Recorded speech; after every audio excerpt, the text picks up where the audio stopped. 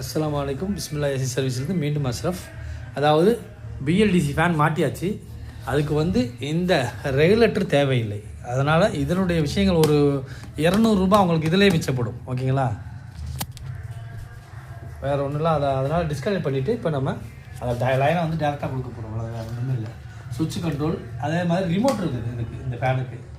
ரெண்டாவது, பழைய ஃபேனை கழட்டி நம்ம என்ன செய்கிறதுன்னு நீங்கள் எப்பயுமே யோசிக்காதீங்க. ஒரே ஒரு விஷயம், அதுக்காக உதாரணம் ஒரே ஒரு விஷயம் என்னென்னா, நாம் மனிதர்களாகி நாம் இறந்து விட்டாலே 3 மணி நேரத்துக்கு மேலே வீட்டில் வைக்க மாட்டாங்க. எவ்வளவுதான் பாசமாக எவ்வளவுதான் சொத்து போட்டு இருந்தாலும் சரி, இது யதார்த்தமான விஷயம். நமக்கே அந்த நிலைமைங்கும் போது பழைய பொருள் பழசாக நினைங்க எப்பயுமே. அது உங்களுக்கு நல்ல ஒரு விஷயங்களாக இருக்கும். அவ்வளோதான், வேறு ஒன்றுமே தேவையில்லை.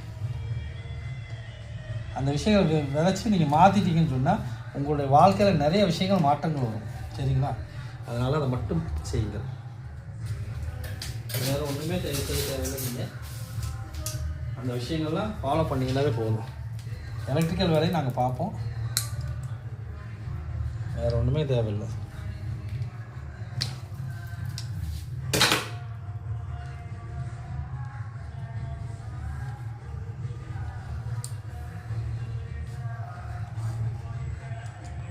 போர்டு லைனில் இருக்குது. அதனால் நம்ம கை வைக்கிறது ரொம்ப கவனமாக கை வைக்கணும்.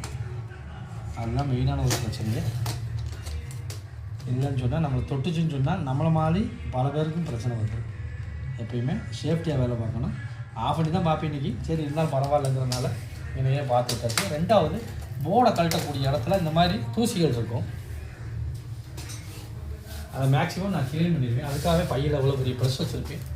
இந்த மாதிரி எறும்புகள் அவங்களுடைய உணவுகளெல்லாம் உள்ளே சேமித்து வச்சுருப்பாங்க. அதனால் நம்ம இந்த இதுகளெல்லாம் சுத்தம் பண்ணி விட்டோம்னு சொன்னால் அவங்க வேறு ஒரு புதிய உணவுப் பொருட்கள்லாம் எடுத்து வந்துடுவாங்க. இது ஒரு நன்மையான ஒரு விஷயம். அதே மாதிரி போர்டையும் க்ளீன் பண்ணிக்கணும் ஈஸியாக. ப்ரஷ்ஷில் மேக்ஸிமம் தண்ணி பட்டுக்கக்கூடாது. அதெல்லாம் பார்த்துக்கோங்க. இப்போ யூஸ் பண்ணுறதை ஈஸியாக யூஸ் பண்ணிக்கலாம். பாஸ் பண்ணுங்கள். இந்த போர்டை மாட்டியாச்சு. இந்த போர்டை மாட்டினதுக்கப்புறம் ஃபேனை ஆன் பண்ணியாச்சு. ஓடுது பாருங்கள். ரிமோட்டில் பேட்டரி போட்டிங்களா தம்பி? இந்த கஸ்டமரோட வீடு. ஒன்றில் வைங்க. பேட்டரி கரெக்டாக போட்டிருக்கீங்களா? இந்த ஃபேனில் ஒரு சின்ன ஸ்பெஷல் இருக்குது. அதாவது ரிவர்ஸில் சுற்றக்கூடிய விஷயங்கள் இருக்குது. அதாவது குளிர்காலங்களில் நீங்கள் ரிவர்ஸ் போட்டு படுத்திங்கன்னு சொன்னால் உங்களோட ரூமில் இருக்க கூலிங்கை மேலே இழுத்துக்கிறோம். உங்களுக்கு இதுதான் மெயினான ஒரு பிரச்சனை. இது 1வது ஸ்பீடு. இது 1வது ஸ்பீடு. இப்படி 6 வகையான ஸ்பீடு இருக்குதுங்க. குளிர் காலத்தில் நீங்கள் ரிமோட் இந்த மாதிரி ரிமோட்டை வச்சு யூஸ் பண்ணிக்கலாம். வேறு ஒன்றுமே தேவையில்லை.